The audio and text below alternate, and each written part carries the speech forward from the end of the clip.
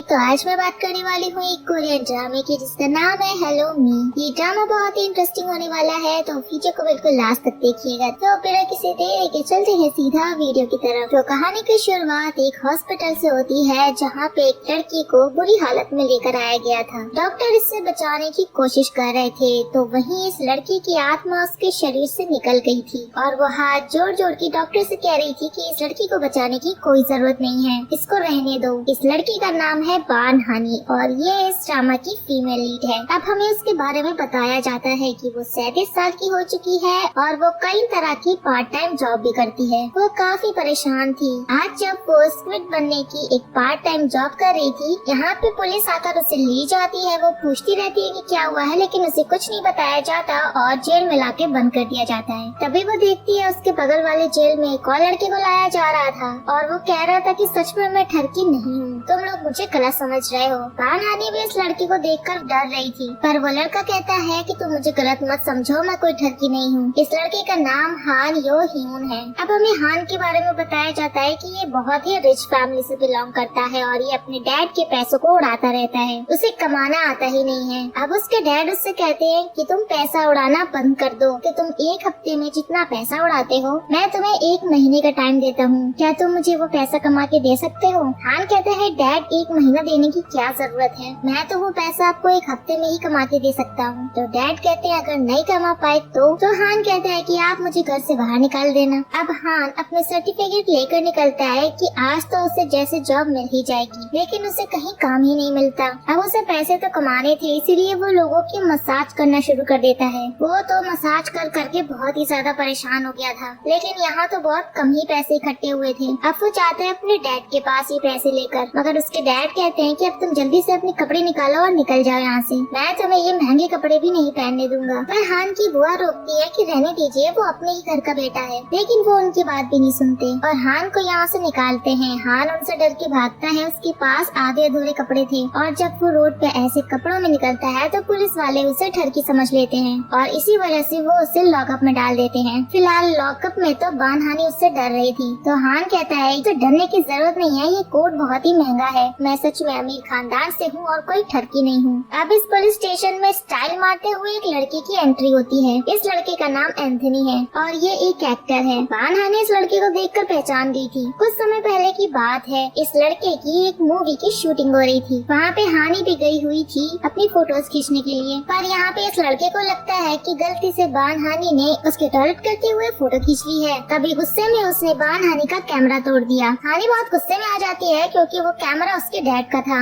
इसके बाद हानी ने उससे बदला लेने के लिए एंथनी की हर वीडियो के नीचे बुरे बुरे कमेंट्स करना शुरू कर दिए थे। इसी वजह से एंथनी ने इसके खिलाफ कंप्लेन कर दी थी और अब वो लॉकअप में है। तो ऑफिसर यहाँ पे कहता है कि देखो तुम दोनों का केस इतना बड़ा नहीं है, आपस में बात करके सुलझा लो। अब एंथनी और बान हानी दोनों एक दूसरे से माफी मांग करके केस खत्म करते हैं। हानी तो अब यहाँ से जाने लगी थी, तभी हान कहता है कि वो अपनी स्क्विड वाली टोपी मुझे दे जाओ, जो थोड़ी बहुत इज्जत बची है वो चेहरा छुपा के बचा लूंगा, और वो अपनी टोपी उसे दे के चली जाती है। कुछ देर बाद हान की कजिन की वाइफ उसे बाहर निकलवाने के लिए आती है और वो उसे अपने डैड से माफी मांगने के लिए कहती है, बट हान कहता है कि मेरी कोई गलती नहीं है, मैं क्यों माफी मांगू। वो मना कर देता है कि वो माफी नहीं मांगेगा। अब आगे हान एक रेस्टोरेंट में चला जाता है और यहाँ पे बान हानी भी आई हुई थी। ये दोनों एक दूसरे को देख के यहाँ पे पहचान जाते हैं। हान तो दूसरी टेबल पे जाके बैठ जाता है, लेकिन बान हानी यहाँ पे ब्लाइंड डेट पे आई थी। बट ये यहाँ पर हानी से कहता है कि फोटो से तो तुम बहुत ज्यादा बड़ी उम्र की लग रही हो। वो तो यहाँ से खाना पीना खा के चला जाता है, लेकिन बान हानी सोचती है कि हमेशा उसके साथ ही ऐसा क्यों होता है। दूर बैठा हान भी देख रहा था कि बान हानी काफी परेशान है। अब हान को भी बिल भरना था, लेकिन वो देखता है कि उसके सारे कार्ड्स फ्रीज कर दिए गए हैं। वो अपने घर वालों को भी फोन करता है, लेकिन कोई भी फोन नहीं उठा रहा था। हान इन लोगों से कहता है कि तुम लोग मेरे ये जूते रख लो, काफी महंगे हैं, और इसके बदले ऊपर के बचे हुए पैसे भी तुम ही रख लेना। लेकिन ये होटल स्टाफ इसे पागल समझते हैं। अब हान के पास कोई रास्ता नहीं था, इसलिए वो बान हानी से जाके पैसे मांगता है, लेकिन बान हानी उससे डरने लगती है। अब हान के बार बार प्लीज बोलने पर बान हानी उसे पैसे दे ही देती है। अब वो बाहर जाकर ड्रिंक करती है और देखती है कि हान दूर बैठा उसे ही देख रहा था। बान हानी देखती है कि वो प्यासा है, तो वो उसे जाकर एक कैन दे देती है। हान कहता है कि चिंता मत करो, मैं उसके साथ ये पैसे भी वापस कर दूंगा। बान हानी यहाँ से जाने लगती है, तभी उसके सामने एक ट्रक आ जाता है और यहाँ पर फ्रीज होकर वो याद करने लगती है जब वो 17 साल की थी। पास्ट में वो कितनी ज्यादा दबंग थी। वो एक बॉस बॉस जैसी थी और सब उसके ऑर्डर फॉलो करते थे। वो काफी ज्यादा इंटेलिजेंट थी और एक डांसर बनना चाहती थी, लेकिन आज उसकी हालत बहुत खराब हो गई है। अब हमें कहानी का वही सीन दिखाया जाता है जो हॉस्पिटल में था। बानहानी को हॉस्पिटल में होश आ जाता है। अब नर्स जब उससे उसकी डेट ऑफ बर्थ पूछती है तो बानहानी अपना नाम और डेट ऑफ बर्थ वही बताती है जो उसके बराबर वाले बेड पे लेटी लड़की बता रही थी। अब बानहानी जब उस पेशेंट को देखती है तो हैरान हो जाती है कि ये तो वही 17 साल की बानहानी है, और वो उससे कहती है कि तुम यहाँ पे क्या कर रही हो।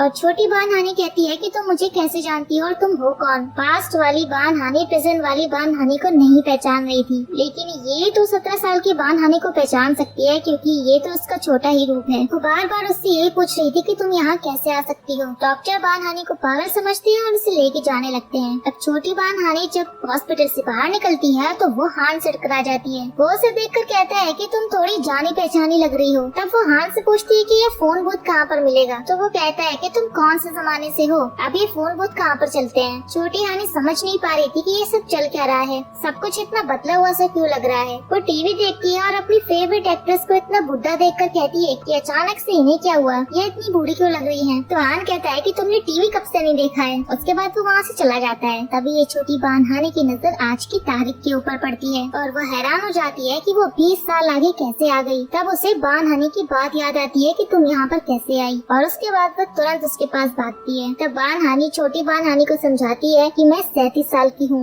और तुम 17 साल की हो, हम दोनों एक ही हैं। हम मुझे ये बताओ कि तुम पास्ट से यहाँ फ्यूचर में कैसे आई। छोटी हानी कहती है कि मुझे नहीं पता, पहले तुम ये बताओ कि तुमने मेरी शक्ल की क्या हालत बना रखी है। मैं जो इतनी खूबसूरत हूँ, तुमने 20 साल बाद मेरी इतनी बुरी हालत कर दी है। बानहानी कहती है कि ये सब छोड़ो, फिलहाल यहाँ से निकलते हैं। अब वो छोटी हानी को लेकर हॉस्पिटल से निकलने की कोशिश कर रही थी ताकि कोई उन्हें देख न ले, लेकिन तभी ये दोनों फिर से हान से टकरा जाते हैं। वो हानी से कहता है कि आंटी कहाँ बच के भाग रही हो, मैंने तुम्हारी जान बचाई है, देखो मेरे हाथ पे कितनी चोट भी लग गई है, तो कम से कम मुझे थोड़े पैसे तो दो ताकि मैं हॉस्पिटल का बिल भर सकूं। वो कहती है कि मैं तुम्हें पैसे दे दूंगी, पर मेरे यहाँ से निकलने में मदद करो। हान इन दोनों की मदद करा देता है। छोटी हानी तो बानहानी के साथ जाने के लिए रेडी नहीं थी, वो अलग जाने लगती है, बट यहाँ सब कुछ उसके लिए अलग था क्योंकि वो 20 साल आगे आ चुकी थी। पर जैसे तैसे बानहानी छोटी हानी को ढूंढ लेती है और फिर उसे घर ले आती है। अब छोटी हानी घर देखकर खुश होती है कि चलो शक्ल तो बिगाड़ दी है लेकिन घर तो अच्छा बनाया है। जब वो चेंज करके बाहर आती है तो देखती है कि बानहानी ने काम वाली के कपड़े पहने हुए थे। वो पूछती है कि ये क्या कर रही हो, तो बानहानी कहती है कि अरे ये मेरा घर नहीं है, ये मेरी बड़ी बहन का घर है। तो छोटी हानी को झटका लगता है क्योंकि बचपन में तो उसकी चलती थी, उसकी बड़ी बहन की नहीं। उसकी बड़ी बहन तो उससे दबकी रहती थी, लेकिन आज तो उल्टा है, उसकी बड़ी बहन ने उसे ही अपने यहाँ पे काम वाली बना के रखा है। तो छोटी हानी कहती है कि आखिर तुमने इन 20 सालों में मेरे साथ क्या किया है। तभी इनकी बड़ी बहन हायोंग यहाँ पे आने लगती है और बानहानी छोटी हानी को छुपा देती है क्योंकि हायोंग उसे देख के पहचान जाती है। पर थोड़े ही समय बाद छोटी हानी से गड़बड़ हो जाती है, जिसकी वजह से हायोंग बानहानी को घर से बाहर निकाल देती है, सिर्फ आज रात के लिए, क्योंकि उसने उसकी गलती का पूरा इल्जाम अपने ऊपर जो ले लिया था। छोटी हानी भी बचते बचाते बाहर आती है। बड़ी हानी सोचती है कि मुझे अपने पैसे उस लड़के से वापस भी लेने हैं। इसके बाद वो हान को फोन मिलाती है क्योंकि हान ने उसे अपना फोन नंबर दिया था और उससे कहती है कि मुझे पैसों की जरूरत है, मेरे पैसे वापस कर दो।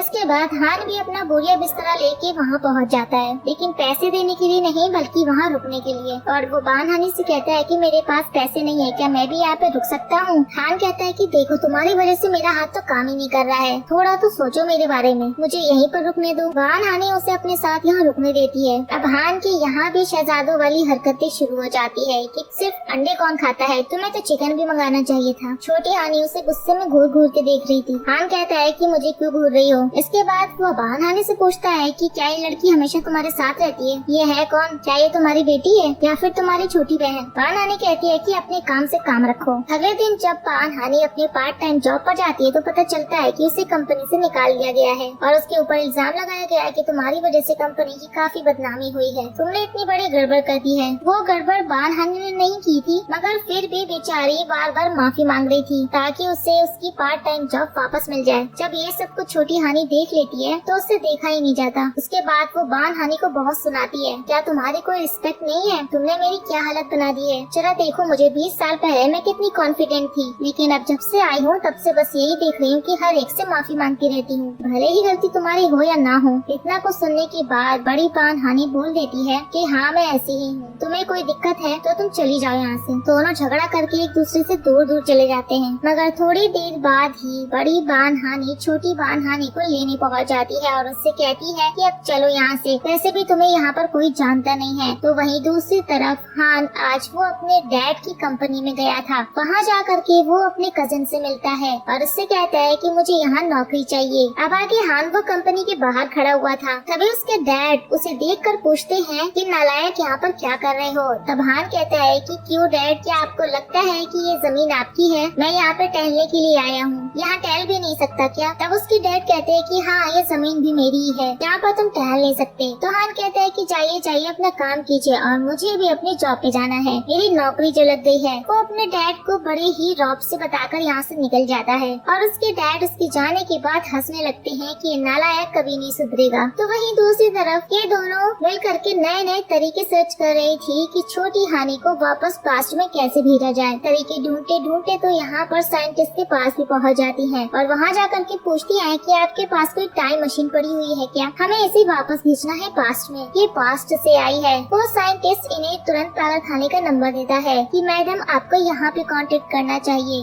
अब ये ऐसी हरकतें कर रही थी तो कोई भी आम इंसान इनको पागल ही समझेगा। खैर अब आगे बानहानी को पैसों की जरूरत थी और वो अपने पैसे मांगने के लिए जब हान को कॉल कर रही थी तो वो उसका फोन नहीं उठा रहा था। अब बड़ी हानि इतनी परेशान थी कि वो क्या करे, वो हान को कैसे ढूंढे। तब वो कुछ गुंडों को इस काम पे लगा देती है। फिर वो लोग हान को ढूंढने के लिए उसके होटल तक पहुँच जाते हैं और उससे हानि के पैसे वापस मांगने लगते हैं। फिर जैसे ही हानि को पता चलता है तो वो भी होटल पहुँच जाती है और तब उसे देख के हान कहता है कि ये तो तुमने ठीक नहीं किया, तुम्हें अपना फोन चेक करना चाहिए, मैंने तुम्हें तुम्हारे पैसे पहले ही भेज दिए हैं। अब जब हानि चेक करती है तो पैसे तो वाकई में उसके पास आ गए थे। फिर वो हान से माफी मांगती है। सिर्फ वो ही नहीं, वो गुंडे भी उससे माफी मांग के वापस चले जाते हैं। लेकिन हान हानि से कहता है कि मैंने नहीं सोचा था कि तुम ऐसी होगी, खैर दोबारा मुझसे मिलने की कोई जरूरत नहीं है। हानि को भी बुरा लग रहा था क्योंकि उसने गलत किया था, इसलिए वो उसे दोबारा रोक करके माफी मांगती है और उस दिन उसका कुछ सामान सोना में रह गया था तो वो उसे वापस करने लगती है। तभी उस सामान में से एक रिंग गिरती है और बानानी कहती है कि ये तो मेरी है। तब हान कहता है कि ये मेरा है। बानानी कहती है नहीं, ये कई साल पहले खो गई थी, ये तो मेरे डैड ने मुझे दी थी। अब हान याद करता है कि कई साल पहले बानहानी ने उसे कुछ लड़कों से बचाया था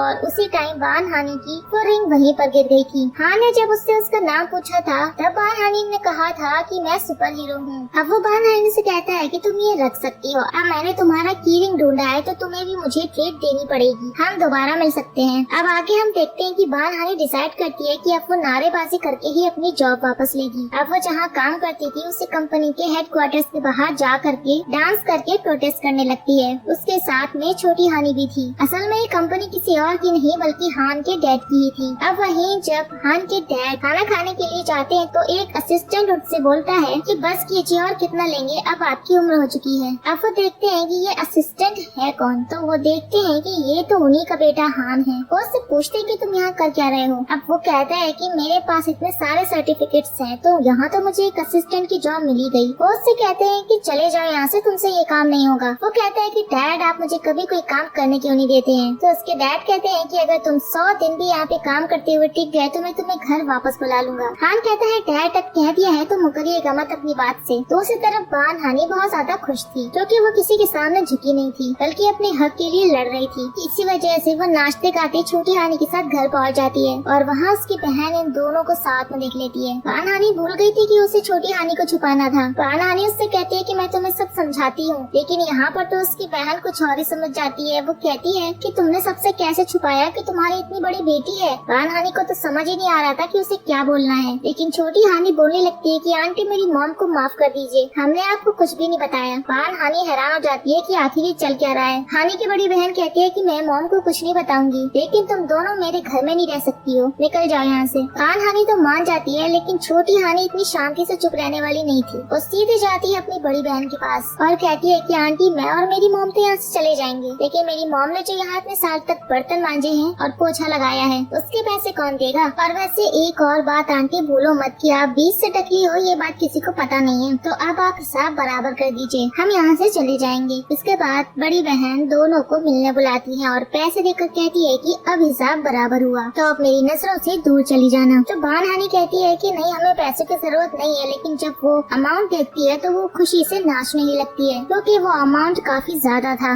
इतना कि इन्होंने अब अपने लिए एक नया छोटा सा घर ले लिया था जो कि इन्हें बड़े सस्ते में मिल गया था। अब आगे बानहानी को हान का फोन आता है और वो उससे कहता है कि तुम भूल गई क्या कि तुम्हें मुझे पार्टी देनी है। हानी कहती है कि अभी मेरे पास टाइम नहीं है क्योंकि मैं अभी नई जगह पे शिफ्ट हुई हूँ। अब हान ने उस नई जगह का एड्रेस सुन लिया था, तो बस वो उस एड्रेस के बारे में पता करता हुआ पहुँच जाता है वहीं खुद एक रूम लेने के लिए, ताकि वो भी उसी जगह रह सके। हान वहीं पे शिफ्ट हो जाता है और ऐसे ही ये लोग आपस में टकरा जाते हैं। तो हान कहता है कि तुम भी यहीं पे रहती हो क्या? मैं तो बहुत टाइम से यहाँ पे रहता हूँ। बानहानी समझ गई थी कि ये जरूर झूठ बोल रहा है। अब बानहानी वहीं पास स्टोर में जाती है शॉपिंग करने के लिए, तो वहाँ से उन्हें पता चलता है कि तुम जिस घर में आई हो, मैंने सुना है वहाँ पे भूत नहीं रहती है, तभी तो वो बिक नहीं रहा था, शायद इसीलिए तुम्हें सस्ते में मिल गया। अब इन दोनों की हालत खराब होने लगती है, दोनों डरती हुई घर पे पहुँचती है। रात को भी जब सोती है तो उन्हें डर लगता है। अगले दिन अब बानहानी की मेहनत रंग लाई थी, क्योंकि अब उसे उसकी जॉब दोबारा मिल गई थी और इस बार उसे एक डेस्क जॉब मिली थी। इसके बाद वो खुश होकर अपने लिए नए कपड़े खरीदने जाती है। दूसरी तरफ हान के डैड ने उस पर नजर रखवाई हुई थी। हान से तो ये सब काम 100 दिन तक नहीं होने वाला था, ऊपर से उसे पता भी चल गया था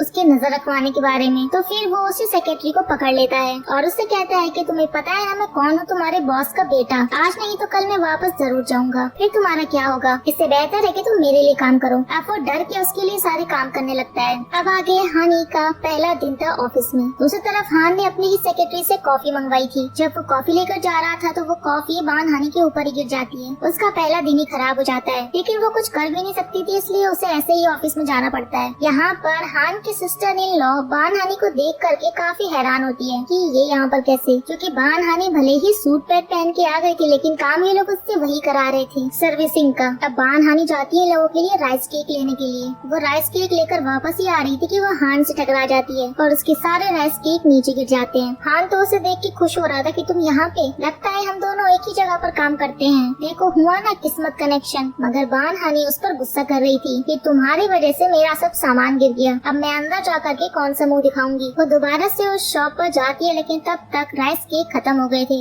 अब बानहानी को ऐसे ही वापस जाना पड़ता है। वो सबसे माफी मांगी रही थी कि तभी वहाँ हान आ जाता है राइस केक लेकर के। उसे देख करके उसकी भाभी हैरान होती है। असल में हान को यहाँ पे कोई पहचानता ही नहीं है, किसी को नहीं पता है कि वो चेयरमैन का बेटा है। हमें दिखाया जाता है कैसे हान किचन में गया और उसने जल्दी से ये राइस केक बना दिए। यहाँ की शेफ भी देखती रह गई थी, क्योंकि हान ने शेफ बनने की ट्रेनिंग भी ली हुई है। तभी हान की सिस्टर इन लॉ बानहानी से पूछती है कि तुम यहाँ पर क्या कर रही हो, लेकिन बानहानी ने उसे नहीं पहचाना था। लेकिन तभी वो कहती है कि मेरा नाम जियोन है, हम एक ही क्लास में पढ़ते थे। बानहानी काफी खुश होकर कहती है कि अरे जियोन ये तुम हो। लेकिन जियोन बानहानी को देख करके बिल्कुल खुश नहीं हुई थी, बल्कि वो तो उससे ये पूछना चाहती थी कि तुम हान को कैसे जानती हो। वो कहती है कि उस लड़के ने तो मुझसे पैसे उधार लिए थे, बस इसलिए जानती हूँ। जियोन समझ जाती है कि बानहानी को नहीं पता है कि हान इसी कंपनी के चेयरमैन का बेटा है। अब हम देखते हैं कि फिर से छोटी हानी ने मुसीबत खड़ी कर दी थी, जिसकी वजह से उसकी बड़ी बहन बानहानी के पास आ जाती है और कहती है कि तुम दोनों मुझे तंग करना बंद क्यों नहीं कर देती? तुम्हें पता है ना कि मुझे तुम क्यों पसंद नहीं हो, क्योंकि 20 साल पहले डैड हमें हमेशा के लिए छोड़ के चले गए थे और वजह तुम थी। अब बानहानी याद करती है कि 20 साल पहले उसने जिद की थी कि उसे एक ऑडिशन में जाना है, लेकिन उसी दिन उसे बचाते वक्त उसके डैड की डेथ हो गई थी। बानहानी ये सब कुछ याद करके काफी ज्यादा रो रही थी। अगले दिन ऑफिस में जब बानहानी बाकी एम्प्लॉयज के साथ कैंटीन में खाना खाने के लिए जा रही थी, तभी हान जानबूझ के बानहानी को ज्यादा खाना दे रहा था कि तुम ये खा लो, तुम्हें ये भी खाना चाहिए। सभी लोगों से देख के हैरान हो रहे थे कि आखिर वो उसे इतना खाना क्यों दे रहा है। अब दूसरी तरफ हमें एंथनी को दिखाया जाता है। असल में वो अपने पहले प्यार को ढूंढ रहा है और वो लड़की उसे कहीं मिल नहीं रही है। अब आगे बानहानी को ऑफिस के काम से कहीं जाना था, लेकिन उसे कोई टैक्सी ही नहीं मिल रही थी। हान ये देख लेता है, अपने डैड की सेक्रेटरी से कार का इंतजाम कराता है और उससे कहता है कि तुम्हें कहाँ जाना है, चलो मैं तुम्हारी मदद कर देता हूँ। और कोई ऑप्शन न होने की वजह से वो हान की कार में बैठ जाती है। आगे वो उसके काम में मदद भी करता है। अब वापस आके वो उससे पूछता है कि मैंने सुना था कि वो लड़की जो तुम्हारे साथ घूमती रहती है वो तुम्हें उस दिन मॉम बुला रही थी, क्या वो वाकई में तुम्हारी बेटी है? ये तो बताओ कि तुम्हारा हस्बैंड कहाँ है, मैंने उसे कहीं नहीं देखा। बानहानी कहती है कि हाँ वो मेरी बेटी है और बाकी तुम्हें कुछ जानने की जरूरत नहीं है। अब घर पे रात को बानहानी और छोटी हानी दोनों ही डरने लगती है, क्योंकि घर में से अजीब अजीब सी आवाजें आ रही थी। वो यहाँ किसी को जानती भी नहीं थी थी, इसलिए वो जाके हान को बुला लेती है कि जल्दी चल के देखो घर से कोई आवाजें आ रही हैं। तो हान भी आ जाता है घर चेक करने के लिए, लेकिन यहाँ पे इन्हें कोई भी नहीं मिलता है। इसके बाद हान से कहता है कि बहुत ठंड हो रही है, इसीलिए गर्म कपड़े पहना करो वरना ठंड लग जाएगी तुम्हें, और मैं चलता हूँ। तुम्हें फिर से कोई आवाज आए तो मुझे बुला लेना, फिलहाल तो कोई नहीं है। खैर अब अगले दिन ऑफिस में बान हानी का टीम डिनर था। वो टीम डिनर पे सबके साथ जाती है। यहाँ पर उसने कुछ ज्यादा ही ड्रिंक कर ली थी और इसके बाद वो नाचती गाती वापस आ रही थी। तभी हान उसे देख लेता है। वो उससे कहता है कि तुम इतना डांस क्यों कर रही हो, कहीं तुमने कोई लॉटरी तो नहीं जीत ली है। बान हानी कहती है कि नहीं नहीं, तुम भी मेरे साथ डांस कर सकते हो। असल में अब मैं पहले की तरह कॉन्फिडेंट रहने लगी हूँ, इसीलिए मैं बहुत ज्यादा खुश हूँ। हान भी बान हानी के लिए खुश होता है, लेकिन वो थोड़ी ही देर में बेहोश होने लगती है। तभी वो उसे कंधे पे उठा के ले जाता है और वो कहती है कि मेरे डैड भी मुझे ऐसे ही लेके जाते थे। तो हान कहता है कि तो बताओ एक और चक्कर घूमना है क्या तुम्हें। वहीं दूसरी तरफ एंथनी को ये पता चल गया था कि उसका पहला प्यार बान हानी के मोहल्ले में ही रहता है। वहीं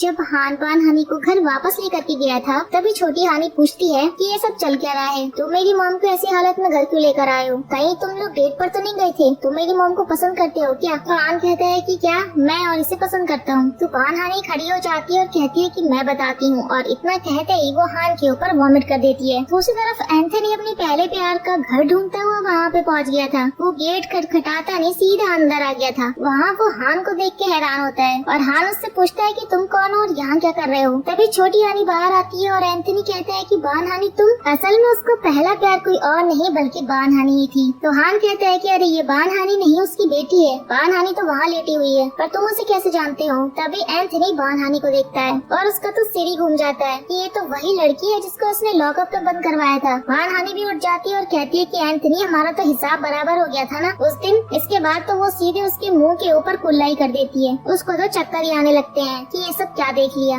उसकी बचपन वाली बान हानी को आज क्या हो गया है। वो तो सदमे में वापस ही चला जाता है। वहीं छोटी हानी हान को ट्रैक सूट ला करके देती है। हान कहता है कि तुम्हारी मॉम की वजह से मेरा महंगा सूट खराब हो गया है, उसे ड्राई क्लीन करा करके वापस दे देना। वैसे वो लड़का तुम्हारी मॉम को कैसे जानता है। बान हानी कहती है अच्छा एंथनी वो तो मेरे साथ स्कूल में पढ़ता था। हान कहता है क्या। हान हैरान होता है तो वो कहती है मेरा मतलब है मेरी मॉम के साथ स्कूल में पढ़ता था। तो हान कहता है वैसे तुम सच में अपनी मॉम की तरह दिखती हो। तो हान कहता है कि मैं भी बचपन में एक बार उससे मिला हूँ। हानी पूछती है कब। तो वो बताता है कि एक बार उसने मेरी जान बचाई थी और कहा था कि वो सुपर हीरो है। तो छोटी हानी कहती है अच्छा तुम वो ही रोने वाले लड़के हो। हान कहता है कि तुम्हें कैसे पता। तो छोटी हानी कहती है कि कुछ दिन पहले मॉम ने ही इस बारे में बताया था। अब तुम जाओ यहाँ से। अगली सुबह जब बान हानी उठती है तो छोटी हानी उसकी क्लास ले रही थी कि ये सब चल क्या रहा है, तुम उस हान को डेट कर रही हो क्या। तो बान हानी कहती है ऐसा कुछ नहीं है, लेकिन तभी उनके गेट पे कोई आता है और ये कोई और नहीं एंथनी था। वो इन्हें पैसों का लिफाफा देने आया था। उससे देखकर वो जाने लगता है। बान हानी पूछती है कि आखिर हमें ये पैसे देकर क्यों जा रहा है। तो छोटी हानी कहती है कि ये वही पागल है जो स्कूल टाइम में मेरे पीछे पड़ा हुआ था। अब बान हानी पहचान जाती है एंथनी को और वो तुरंत जाकर उसे पैसों का एनवेलप वापस करती है कि हमें ये नहीं चाहिए, तुम आखिर होते कौन हो मुझे पैसे देने वाले। तब एंथनी कहता है कि मैं समझ सकता हूँ कि तुम दोनों को ऐसे रहने में दिक्कत होती होगी, लेकिन वो उसे पैसे देकर वापस चली जाती है। अब आगे एंथनी जब कपड़े खरीदने जाता है तो शोरूम के बाहर उसे हान मिलता है। वो हान से पूछता है कि वो उस दिन बान हानी के घर पे क्या कर रहा था, क्या वो उसका हस्बैंड है। तब हान कहता है कि ये मैं तुम्हें क्यों बताऊं, मुझे नहीं बताना। लेकिन एंथनी कहता है शायद तुम्हें पता नहीं है, स्कूल टाइम में मेरा और बान हानी का चक्कर चल रहा था। हान पूछता है कैसा चक्कर। तो एंथनी कहता है ये मैं तुम्हें क्यों बताऊं, और ये कह के निकल जाता है। तो दोनों ही एक दूसरे के बारे में सोच के परेशान थे। अब आगे हान को पता चलता है कि उसके डैड ने उसके अकाउंट को ही फ्रीज करा दिया था। अब वो अपने अकाउंट से पैसे नहीं निकाल पा रहा था। बीच बीच में उसकी बुआ उसकी मदद कर देती थी पैसों के मामले में, लेकिन अब तो वो रास्ता भी बंद हो गया। हान जा करके अपने डैड से झगड़ा करता है कि आप चाहते क्या हो, मेरे पास थोड़े भी पैसे ना रहे हैं, लेकिन वो उसे सीधे बाहर का रास्ता दिखाते हैं। हान बाहर आता है तो वो देखता है कि बान हानी यहाँ एक पोस्टर को पढ़ रही है। वो भी जा करके उसे पढ़ने लगता है। असल में कंपनी में एक नाश्ता बनाने का कंपटीशन होने वाला था। इसमें जिसकी भी नई डिश पसंद आएगी वही ये कंपटीशन जीतेगा और उसे काफी पैसे भी मिलेंगे। हान उससे पूछता है कि क्या तुम कंपटीशन में पार्ट लेने वाली हो। बान हानी कहती है फिलहाल तो नहीं, पर वो उससे पूछती है क्या तुम लेने वाले हो। तो हान कहता है हाँ मुझे तो जरूर लेना ही पड़ेगा, मुझे पैसों की जरूरत जो है। अब जब बान हानी घर पे पहुँचती है तो वो देखती है कि छोटी हानी ने टेबल पे मोमबत्तियाँ जलाई हुई हैं और ऊपर वाले से प्रार्थना कर रही है कि बारिश करा दो। असल में वो यहाँ पे बारिश वाले दिन ही आई थी, तो उसे ऐसा लगता है कि अगर बारिश होगी तो वो वापस से चली जाएगी। अब बड़ी हानी भी छोटी हानी के लिए काफी परेशान थी, लेकिन बेचारी की मुश्किलें भी कम होने का नाम नहीं ले रही थी। बान हानी से अब काम में छोटी सी गड़बड़ हो जाती है और चियून उसके ऊपर बहुत चिल्लाती है। वो उससे कहती है कि तुम्हारी इस टीम में कोई जगह ही नहीं है, तुम उसके काबिल ही नहीं हो। चियून उसकी काफी इंसल्ट करती है और बानहानी को ये काफी बुरा लगता है। अब उसने हान की मदद लेकर के ये प्रॉब्लम तो सॉल्व कर दी थी, लेकिन अब वो भी दिखाना चाहती थी कि उसकी भी कोई जगह है, इसलिए वो उस कंपटीशन में पार्ट लेना चाहती थी और उसने जियोन को कह दिया था कि वो इसमें जीत करके अपनी वैल्यू साबित कर देगी। दूसरी तरफ चेयरमैन देखते हैं कि आज उनके ऑफिस से उनकी चेयर तो गायब है। फिर उन्हें पता चलता है कि उनकी चेयर तो उनका बेटा हान अपने किचन में ले गया है। हान उस चेयर के ऊपर बैठा अपनी सेक्रेटरी से कह रहा था कि अब तुम देखो मैं कैसे उससे बदला लेता हूँ। अब से तू और मैं एक टीम है और हम कंपटीशन में जीत करके दिखाएंगे और अपने डैड को रोड पे ले आऊंगा। ये सब कुछ बहुत जल्द मेरा होगा। दूर से चेयरमैन उसकी नौटंकी देख के परेशान हो रहे थे। अब आगे बानहानी हान को जा करके शुक्रिया बोलती है आज उसकी मदद करने के लिए और फिर उसे डिनर पे ले जाती है और यहाँ पे बानहानी उसे बताती है कि वो भी उस कंपटीशन में पार्ट लेने वाली है। फिर वो उससे पूछती है कि क्या तुम मेरी टीम बनोगे। हान तो सोच में पड़ जाता है कि बानहानी तो सामने से टीम बनने के लिए सोच रही है, पर मैंने तो 3 से 4 लोगों को बता दिया कि मैं उनकी टीम बन करके उन्हें कंपटीशन में जिता दूंगा। लेकिन वो बानहानी से कहता है कि तुम चिंता मत करो, अब से हम दोनों एक टीम है और हम ये कंपटीशन जीतेंगे। और बाकी सब लोगों को मैसेज कर देता है कि अब से मैं तुम्हारी टीम नहीं हूँ, अब तुम लोग अपना अपना देख लो। अब घर लौटते वक्त तो हान बानहानी से पूछ लेता है कि तुम्हारा उस एंथनी के साथ कोई चक्कर था क्या, लेकिन बानहानी कहती है कि नहीं मेरा उस एंथनी के साथ कोई भी चक्कर नहीं था। अब ये जानने के बाद तो हान बहुत ही खुश होता है। अब अगले दिन बानहानी को पनिशमेंट में वॉलंटियर सर्विस देने के लिए जाना था। उसने जो एंथनी के खिलाफ कमेंट्स किए थे उसी के चक्कर में उसे पनिशमेंट मिली थी। अब बानहानी छोटी हानी को भी अपने साथ ले जाती है। जब ये लोग सर्विस देने के लिए जाते हैं तो देखते हैं कि हान भी यहाँ पर आया हुआ है। हानी उससे पूछती है कि तुम यहाँ पे क्या कर रहे हो। हान यहाँ पे याद करता है कि जब एंथनी ने कहा था कि उसके और बानहानी के बीच में चक्कर चल रहा था तो जेलसी में उसने भी बुरे बुरे कमेंट्स किए थे और उसी की सजा उसे भी मिल गई। लेकिन बानहानी को वो कुछ नहीं बताता, बस बानहानी को वो इतना कहता है कि गलतियाँ किससे नहीं होती है, मैं भी पनिशमेंट की वजह से यहाँ पर हूँ। बल्कि हान के साथ साथ तो एंथनी भी यहाँ पर आया हुआ था। हान को काम करता हुआ देख करके एंथनी को बड़ा अच्छा लग रहा था। अपनी पनिशमेंट पूरी करने के बाद अब रात को ये सभी डिनर करने के लिए साथ में बैठते हैं। एंथनी को यहाँ पर खाना बहुत अच्छा लगता है। अब कुछ देर बाद को देखते हैं कि क्लीनर आकर के कहती है कि तुम में से टॉयलेट कौन गया था, पूरी टॉयलेट जाम करके आया है। हमें पता चलता है कि ये सब तो एंथनी ने किया था क्योंकि उसी ने इतना सारा खाना ठूस ठूस के जो खाया था और उसी की वजह से टॉयलेट जाम हो गई थी। अब सब उसके खिलाफ बुरे बुरे कमेंट्स करने लगे थे, लेकिन तभी बानहानी बोलती है कि टॉयलेट मैं गई थी और मेरी वजह से ये टॉयलेट जाम हुई है। इसके बाद तो एंथनी उसको प्यार भरी नजरों से देखता ही रहता है। इसके बाद एंथनी बानहानी से कहता है कि चलो मैं तुम्हें घर छोड़ दूंगा, लेकिन हान भी यहाँ पे जानबूझ के एंथनी की कार में बैठ जाता है और कहता है कि मैं भी वहीं जा रहा हूँ, मुझे भी लिफ्ट दे दो। पूरे रास्ते एंथनी बानहानी को देखकर खुश हो रहा था और हान जेलस हो रहा था और कहता है जल्दी चलो मुझे नींद आ रही है। अब बानहानी और छोटी हानी अंदर जाने लगती है, लेकिन एंथनी उन्हें मुस्कुरा के देखते ही रहता है। हान तो बस जेलस ही होता रहता है। लेकिन एंथनी हानी को कॉफी पीने के लिए कहता है और वो उसे ऊपर ले जाती है, लेकिन हान भी कंपटीशन के बारे में कुछ डिस्कस करने का बहाना करके आ जाता है। इसके बाद एंथनी हान को रोक करके पूछता है कि क्या तुम बानहानी को पसंद करते हो, लेकिन हान कहता है कि अगर मैं उसे पसंद भी करता हूँ तो क्या हुआ। इतने में ही अंदर से उन दोनों के चिल्लाने की आवाज आती है और ये दोनों अंदर भागते हैं और देखते हैं कि घर में सामान यहाँ वहाँ फैला हुआ था, मतलब कि जरूर कोई यहाँ आया था। अचानक से सब लाइट्स बंद हो जाती हैं और इन्हें पता चलता है कि घर के अंदर कोई तो है। बानहानी कहती है कि लहसुन उठाओ, जरूर यहाँ पर कोई भूत है। उसके बाद ये सब डर के मारे उसे उठा लेते हैं और भूत को भगाने लगते हैं। ये लोग उसके पीछे पीछे भागने लगते हैं और आज तो इन्होंने उसे पकड़ ही लिया था। असल में ये कोई भूतनी नहीं थे, ये तो बानहानी के मकान मालकिन की बेटी थी। इससे बात करने से इन्हें पता चलता है कि ये नहीं चाहती थी कि उसकी मॉम ये घर किसी को किराए पे दे, वो खुद इसे अपना स्टूडियो बनाना चाहती थी और यही वजह है कि वो इतने टाइम से सबको यहाँ पे डरा रही थी। अब अगली सुबह हान बानहानी के यहाँ पे पहुँच जाता है और उसे चल के कंपटीशन के लिए नई डिश बनाने को कहता है। इसके बाद एंथनी बानहानी के यहाँ पे आता है उसके लिए कॉफी लेकर के, मगर यहाँ पे तो सिर्फ छोटी हानी थी और वो उससे कहती है कि तुम सुबह सुबह दिमाग खराब करने के लिए आ गए, मॉम तो यहाँ पे नहीं है, वो अपने कंपटीशन के लिए गई है हान के साथ। अब एंथनी ये जान करके जेलस हो रहा था। दूसरी तरफ चेयरमैन को पता चलता है कि हान बानहानी के साथ कंपटीशन में पार्ट ले रहा है, तो ये जान करके वो खुश होते हैं क्योंकि वो बानहानी को पसंद करते हैं और अब उन्हें भी लगता है कि हान सुधर रहा है। उसके बाद गाँव से बानहानी की मॉम और दादी आ गई थी उसकी बड़ी बहन हायम के यहाँ पे। वो उसे फोन करके मिलने के लिए बुलाते हैं। बानहानी की दादी को डिमेंशिया है, जब वो बानहानी से मिलने के लिए आती है तो वो उससे पहचानती ही नहीं है, बस बार बार कहती रहती है कि मुझे बानहानी से मिलना है। दूसरी तरफ छोटी हानी को पता चलता है कि उसकी दादी यहाँ पर आई हुई है, तो उसका भी मन था उनसे मिलने के लिए और वो किसी को बिना बताए हाई उनके यहाँ पहुँच जाती है। पहले तो दादी सो रही थी, लेकिन जैसे ही छोटी हानी वहाँ से जाने लगती है तभी दादी उठ जाती है और उससे हानी कह के पहचान लेती है। वो उनसे मिलकर के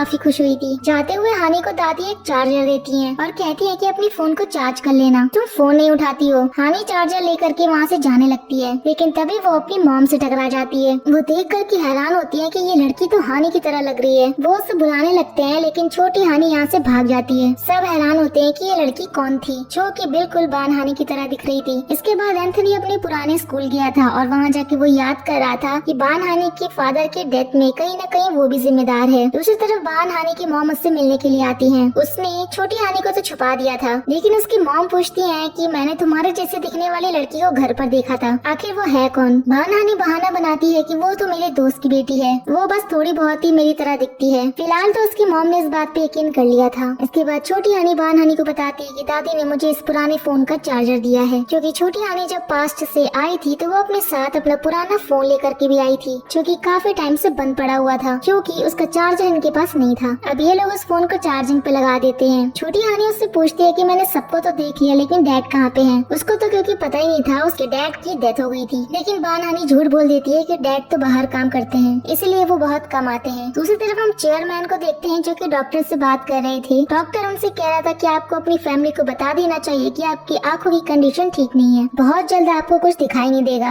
अब अगले दिन का सीन देखते हैं। बान हानि देखती है कि छोटी हानि सुबह सुबह कहीं जा रही है, तो पूछने पर छोटी हानि उसे बताती है कि उसने एंथनी के साथ एक कॉन्ट्रैक्ट साइन किया है एक आइडियल बनने के लिए। लेकिन बान हानि कहती है कि ऐसा नहीं हो सकता है, क्योंकि तुम पास्ट से आई हो। वो एंथनी के पास जाकर के इस कॉन्ट्रैक्ट को कैंसिल करने लगती है। तभी यहाँ पे डायरेक्टर आके कहते हैं कि हमें 2 लोगों की जरूरत है, और बड़ी हानि और छोटी हानि को देख करके वो कहते हैं कि ये दोनों उस रोल के लिए परफेक्ट रहेंगी। अब छोटी हानि की जिद करने पर बान हानि मान जाती है। अब बान हानि जब रेडी होकर के आती है तो एंथनी तो उसे देखते ही रह जाता है। ये फोटोशूट एक फैमिली फोटोशूट था और एंथनी को बान हानि का हस्बैंड बना दिया था, और खुशी के मारे तो वो पागल ही हुआ जा रहा था। दूसरी तरफ हान आज अपने घर गया था, तो उसके डैड कहते हैं कि यहाँ क्या करने आए हूँ। वो कहते हैं कि आपसे मिलने थोड़ी ना आया हूँ, अपने कजिन से मिलने आया हूँ। लेकिन असल में हान अपनी पहली कमाई से अपने डैड के लिए एक टी शर्ट लेके आया था। हान के सामने तो चेयरमैन कोई रिएक्शन नहीं देते, मगर उसके जाने के बाद वो बहुत खुश हो रहे थे। दूसरी तरफ बुआ जब हान को बाहर छोड़ने के लिए गई थी तो वो उससे कहती है कि तू इस कंपटीशन को छोड़, मैं तुझे बाहर घूमने के लिए भेज देती हूँ। पर हान कहता है कि नहीं, मुझे तो इस बार कंपटीशन में पार्ट लेना ही है। लेकिन हान के जाने के बाद बुआ कुछ ठीक नहीं लग रही थी, जैसे उन्हें ये बिल्कुल भी अच्छा नहीं लगा। अब फाइनली कंपटीशन का दिन आता है। इन दोनों ने डिसाइड किया था कि बान हानि प्रेजेंटेशन देने के लिए स्टेज पर जाएगी। इधर बान हानि प्रेजेंटेशन दे रही थी, तो दूसरी तरफ उसी पुराने फोन पे आज एक कॉल आता है और छोटी हानि डर जाती है कि इस फोन पे कॉल कैसे आ सकता है, जबकि ये तो उसके साथ पास्ट से आया है। वो फोन रिसीव करने जा ही रही थी कि उसकी बड़ी बहन हायुंग आ जाती है। वो फोन उठा ही नहीं पाती। दूसरी तरफ उन दोनों की प्रेजेंटेशन बहुत अच्छी गई थी, इसीलिए ये लोग रात को सेलिब्रेट करने के लिए डिनर पे आते हैं। हान बान हानि से बोलता है कि तुम्हारी ये बेटी बिल्कुल वैसे ही लगती है जैसे तुम हाई स्कूल में लगती थी। बान हानि पूछती है कि तुमने मुझे कब हाई स्कूल में देखा, तो हान उसे कहता है कि सुपरमैन में वही हूँ जिसे तुमने बचाया था। बड़ी हानि को याद नहीं था क्योंकि बहुत साल हो गए थे। तभी छोटी हानि उसे साइड में ले जाती है, वरना उसका झूठ पकड़ा जाता। छोटी हानि उसे बताती कि वही लड़का है जिसकी हमने एक बार जान बचाई थी। बड़ी हानि को भी सब याद आ जाता है। फिर ये लोग न्यूज देखते हैं कि आज बारिश होने वाली है, और फिर तो ये दोनों यहाँ से भाग जाती हैं शमन के पास जाने के लिए। हान तो उन्हें रोकता ही रहता है कि तुम दोनों मेंढक हो क्या, जो बारिश की बात सुनते ही भाग गई। असल में इन लोगों ने एक शमन से बात की थी कि जिस दिन बारिश होगी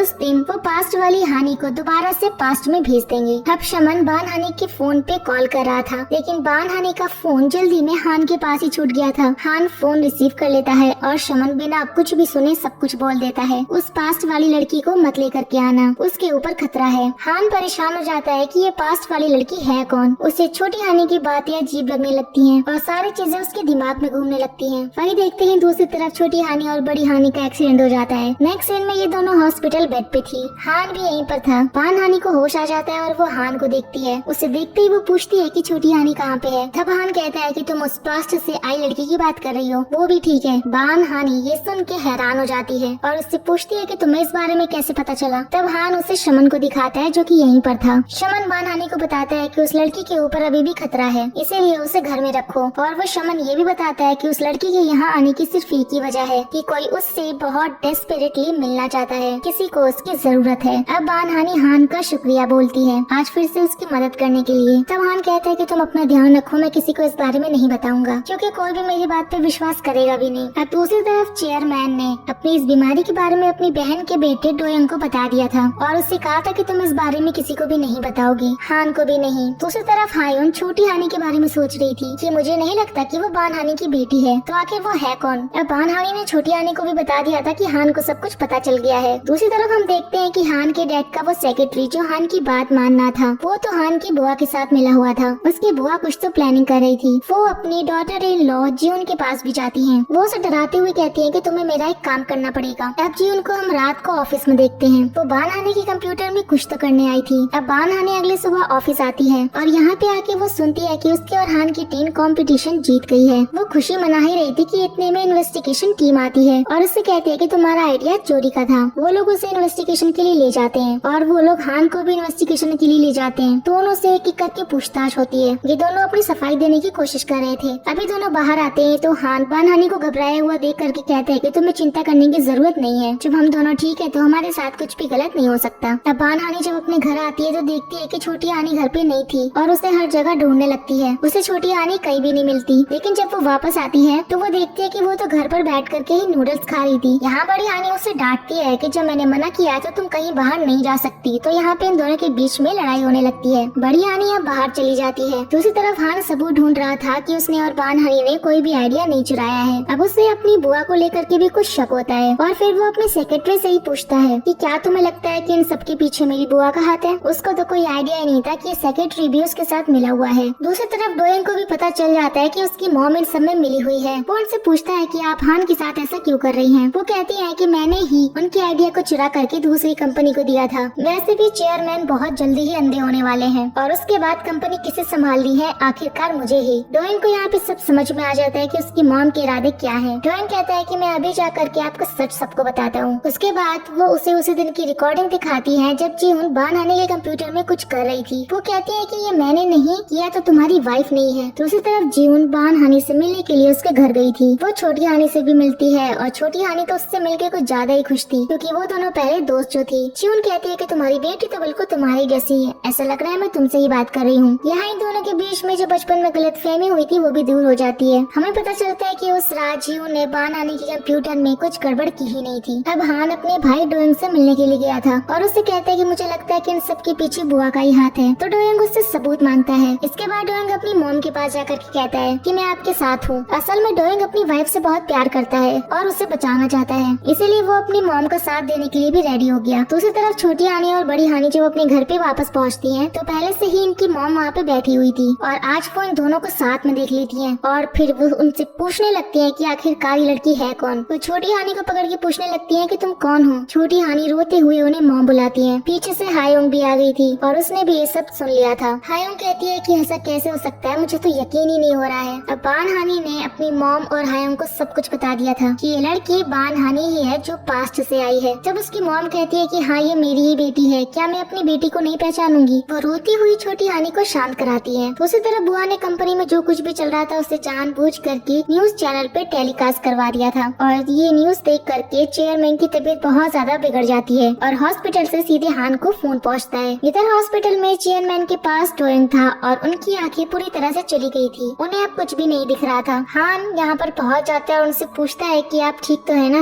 आप कुछ बोल क्यों नहीं रहे हैं। लेकिन चेयरमैन तो उसकी तरफ देख भी नहीं रहे थे। वो डोएंग से कहते हैं हान को बाहर भेजने के लिए। डोएंग हान को समझाता है कि अंकल अभी ठीक है, तुम जाओ यहाँ से। हान चला जाता है। उसके बाद चेयरमैन डोएंग से कहते हैं कि उसे बिल्कुल भी पता नहीं चलना चाहिए। जब उसकी मॉम की डेथ हुई थी तो मैंने देखा है वो कितनी बुरी तरीके से टूट गया था, वो मेरी ऐसी हालत नहीं देख पाएगा। दूसरी तरफ छोटी हानी फिर से अपने डैड के बारे में इन लोगों से पूछने लगती है। तब उसकी मॉम और हायोंग दोनों ही हैरान होते हैं। बड़ी हानी इन लोगों को बाहर लेकर के आती है और वो उन्हें बताती है कि वो उस टाइमलाइन से आई है जहाँ पे डैड जिंदा थे। इसे नहीं पता है कि डैड की डेथ हो चुकी है। फिर ये दोनों कहते हैं कि फिर तो हमें काफी संभल के आना पड़ेगा। अब अगले दिन बान हानी और हान को फोन पहुंचता है कि उनके ऊपर जितने भी इल्जाम लगे थे वो हटा दिए गए हैं। उनके खिलाफ कोई भी सबूत नहीं मिला है, इसलिए वो कंपनी में काम करने के लिए वापस आ जाते हैं। लेकिन दूसरी तरफ बुआ का दिमाग तो खराब हो रहा था कि कैसे कोई भी सबूत नहीं मिला। इसके बाद बाद वो जियोन की तरफ देखती है और उससे अकेले में कहती है कि तो तुमने मुझे धोखा दे ही दिया। जियोन कहती है कि माफ कीजिए लेकिन मैं इतनी नीचे नहीं गिर सकती हूँ। अब हान कंपनी में तो वापस आ गया था लेकिन उसे अभी भी बुआ के ऊपर शक था कि बुआ कुछ तो गड़बड़ कर रही है, क्योंकि कंपनी में रीस्ट्रक्चरिंग होने वाली थी। काफी पुराने एम्प्लॉयज को यहाँ से निकाला जा रहा था। इसी बारे में बात करने के लिए वो अपने डैड के पास हॉस्पिटल जाता है। यहाँ आकर के उसे पता चलता है कि उसके डैड यहाँ पे नहीं है। वो डोएन को फोन मिलाता है तो वो कहता है कि चेयरमैन ट्रिप पर चले गए हैं। चेयरमैन ने डोएन से कहा था कि हान मेरे बारे में पूछे तो उसे कुछ भी मत बताना। अब हान ये भी नोटिस करता है कि उसका सेक्रेटरी भी कुछ दिन से काम पर नहीं आ रहा है। वो उसका एड्रेस पता करते हुए वहाँ पर पहुँच जाता है। यहाँ पे उसे पता चलता है कि सेक्रेटरी की दादी की तबीयत बहुत खराब थी तो वो उनकी मदद करने लगता है। इससे सेक्रेटरी को भी काफी गिल्टी महसूस होता है। वो हान का शुक्रिया करता है उसकी मदद करने के लिए। तभी हान उससे पूछता है कि तुम मुझे सच सच बताओ, तुम मेरी बुआ के साथ मिले हुए हो ना, और कंपनी में चल रही सारी गड़बड़ के पीछे मेरी बुआ का हाथ है। और यहाँ पर आज सेक्रेटरी सब कुछ बता देता है और वो हान से माफी भी मांगता है कि उसकी मजबूरी थी इसलिए उसे बात माननी पड़ी। अब हान रात को कंपनी में जाता है किसी काम से, तो यहाँ पर वो अपनी बुआ और डोएन की बातें सुन लेता है कि वो चेयरमैन को उनकी पोजीशन से हटाने की बात कर रहे हैं। और यहाँ हान को ये भी पता चलता है कि उसके डैड की आंखें चली गई हैं। और ये सब जानने के बाद हान को बहुत बड़ा झटका लगता है। इसके बाद जब बान हानी वापस लौटती है तो वो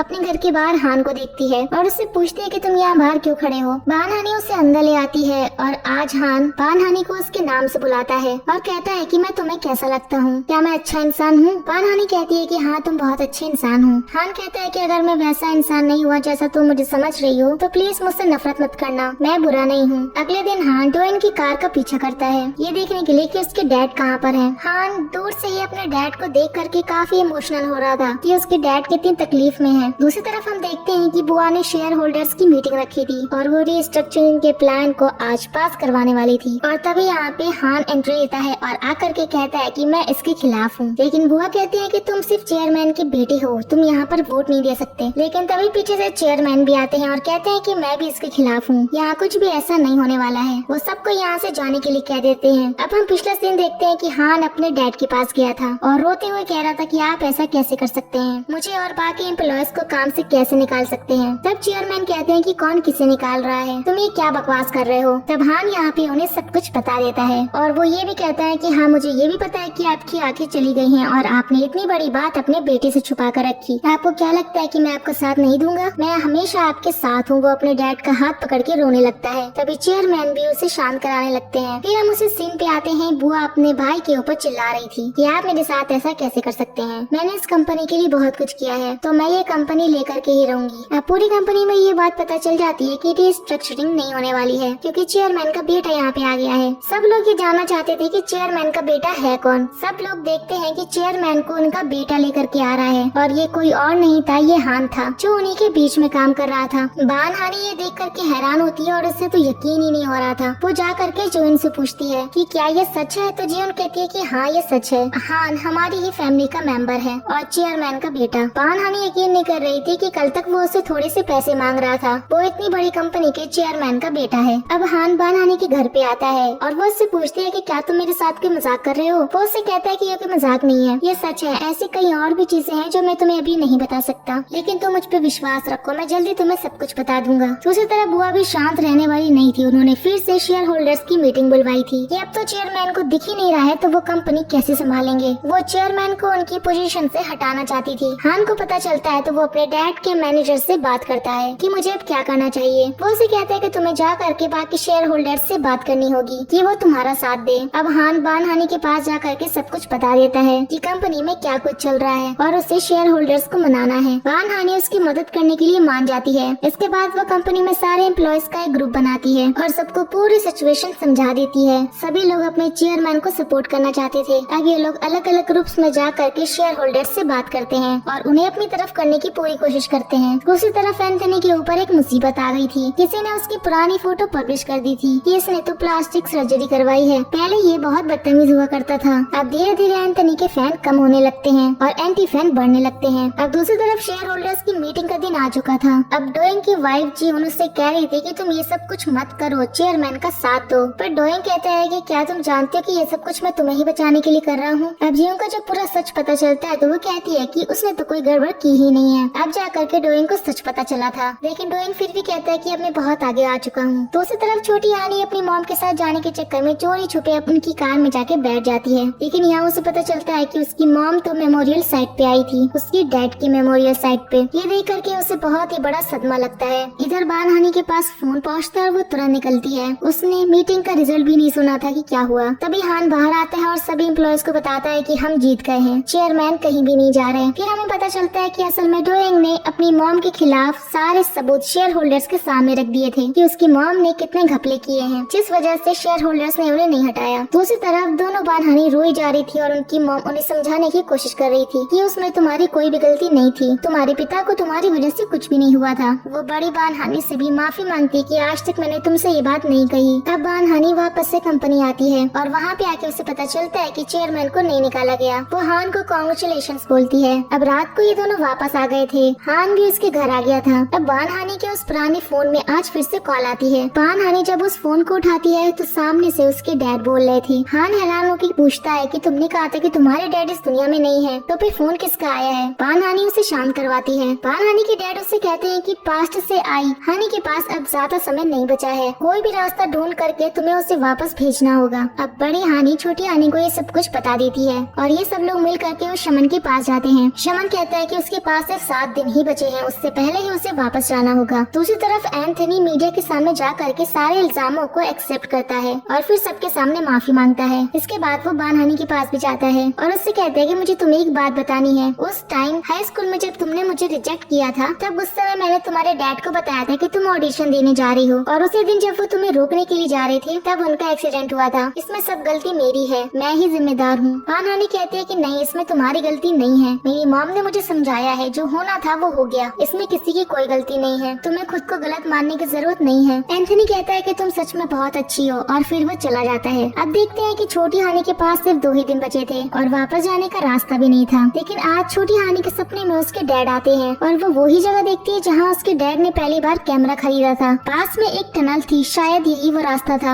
अब अगली सुबह बानहानी को छोटी हानी का एक लेटर मिलता है कि वो यहाँ से जा रही है, उसे रास्ता मिल चुका है। बानहानी नहीं समझ पा रही थी कि आखिर वो गई कहाँ पे, क्या वाकई में रास्ता मिला भी है या नहीं। वो हान के साथ मिलकर उसे ढूंढने लगती है और जैसे तैसे टनल के पास पहुँच जाती है। छोटी हानी बड़ी हानी को समझाती है कि यही एक रास्ता है। हान भी उसे समझाता है कि आज आखिरी दिन है, ट्राई करने में कुछ नहीं जा रहा। बानहानी मान जाती है। फिर वो छोटी हानी का हाथ पकड़ के खुद उस टनल के उस पार लेकर जाती है। जाते हुए रास्ते में वो काफी बातें करती है। छोटी हानी बड़ी हानी से कॉन्फिडेंस के साथ जीने के लिए कहती है और उसकी तरफ बनने के लिए कहती है। उसके बाद छोटी हानी गायब हो जाती है। वो अपने टाइम लाइन में वापस पहुंच गई थी। फिर हम देखते हैं कि असल में बानहानी अपनी कहानी हमें सुना रही थी। वो बताती है कि हान ने अब कंपनी ज्वाइन कर ली है और चेयरमैन की तबीयत ठीक नहीं है, इसलिए वो रेस्ट ले रहे हैं और अपनी पोजीशन उन्होंने डोएंग को संभालने के लिए दी है। वो और हान धीरे धीरे बहुत ज्यादा अच्छे दोस्त बन गए हैं। वहीं दूसरी तरफ एंथनी ने एक्टिंग का करियर छोड़ दिया है, उसने एक रेस्टोरेंट खोला है और अब हान बानहानी को फ्लावर्स देता है और कहता है कि क्या हम साथ में एक नई शुरुआत कर सकते हैं। बानहानी भी मान जाती है। इसके बाद बानहानी हमें बताती है कि वो मैं खुद ही थी जिसे मेरी सबसे ज्यादा जरूरत थी। मैं चाहती थी कि कोई मुझ में वो पुराना कॉन्फिडेंस ला करके भर दे, शायद इसीलिए मैं पास्ट से खुद से मिलने के लिए आई थी। वो खुद को ही थैंक यू बोलती है और इसी के साथ ये ड्रामा यहीं पर एंड हो जाता है। सो गाइस, आपको ये वीडियो कैसा लगा हमें कमेंट करके जरूर बताइएगा। वीडियो को लाइक और चैनल को सब्सक्राइब करना बिल्कुल भी ना भूले। तो